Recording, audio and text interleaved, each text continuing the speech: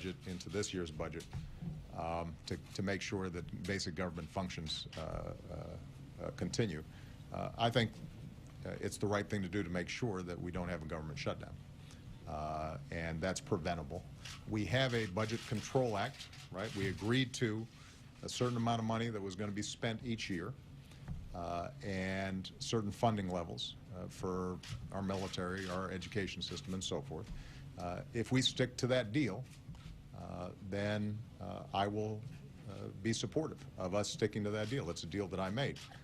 The sequester are additional cuts on top of that, and by law, until Congress takes the sequester away, we'd have to abide by those additional cuts. But there's no reason why we should have another crisis by shutting the government down in addition to these arbitrary spending cuts. Just to make 100% clear, you'd sign a budget that continues to fund the government even at the lower levels of the sequester, even if you don't prefer to do that. Zach, I'm not going to, I never want to make myself 100% clear with you guys, but I think it's fair to say that I made a deal for a certain budget, certain numbers. There's no reason why that deal needs to be reopened. It was a deal that Speaker Boehner made as well, and all the leadership made. And if the bill that arrives on my desk is reflective of the commitments that we previously made, then obviously I would sign it because I want to make sure that we keep on doing what we need to do for the American people. Jessica. Mr. President, to your question, what could you do? First of all, couldn't you just have them down here and refuse to let them leave the room until you have a deal? You know, I mean, Jessica, I am not a dictator. I'm the president. So ultimately, if Mitch McConnell or John Boehner say we need to go to catch a plane, I can't have Secret Service block the doorway, right? So I'm sorry.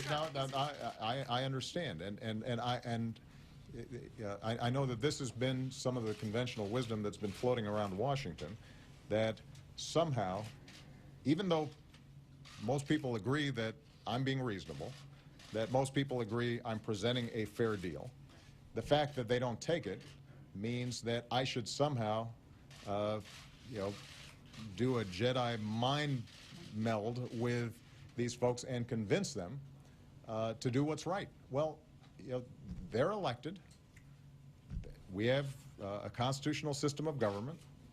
The Speaker of the House and the Leader of the Senate and all those folks have responsibilities. What I can do is I can make the best possible case for why we need to do the right thing. I can speak to the American people about the consequences of the decisions that Congress is making, or the lack of decision making by Congress.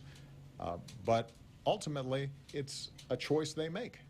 And this idea that somehow there's a secret formula or secret sauce to get Speaker Boehner or Mitch McConnell to say, you know what, Mr. President, you're right.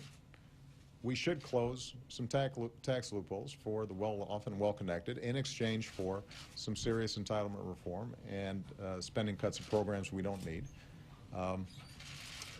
You know, I think if there was a secret way to do that, I would have tried it. I would have done it. What I can do is I can make the best possible argument. And I can offer concessions, and I can offer compromise. I can negotiate. I can make sure that my party is willing to compromise and is not being ideological or thinking about these just in terms of political terms.